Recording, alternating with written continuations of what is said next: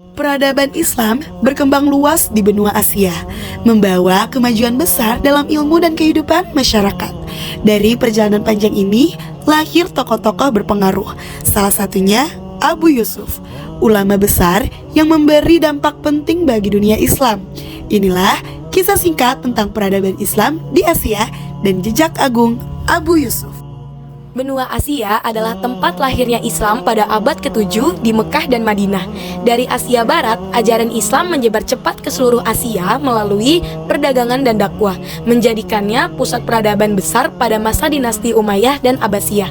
Kota-kota seperti Baghdad dan Damaskus menjadi pusat ilmu pengetahuan, melahirkan tokoh-tokoh besar seperti Abu Yusuf, Ibnu Sina, dan Al-Khawarizmi.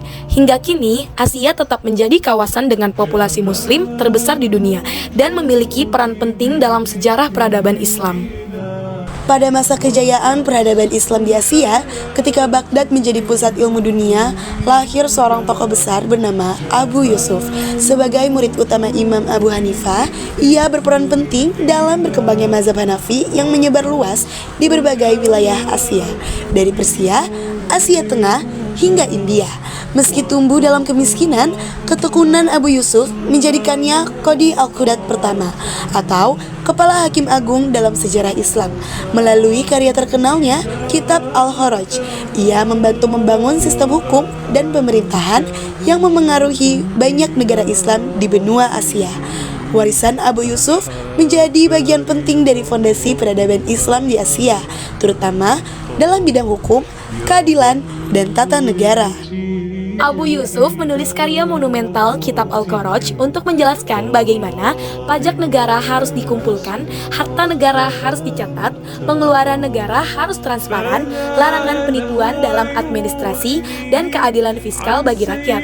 Kitab ini kemudian dianggap sebagai landasan pembentukan akuntansi pemerintahan atau public sector accounting pada dunia Islam abad ke-8.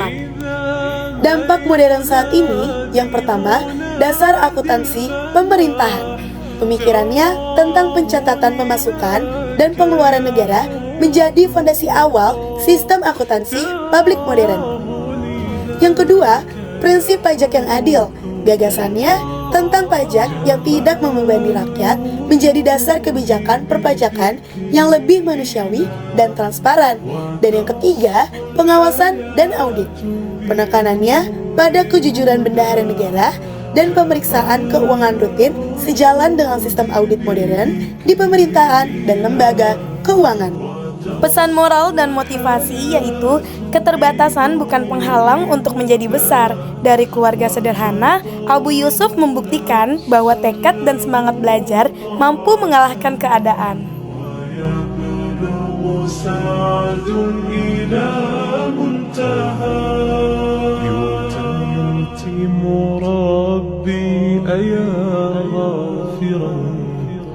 رجوتك عفوا ولا لي سوى ودمع يسيل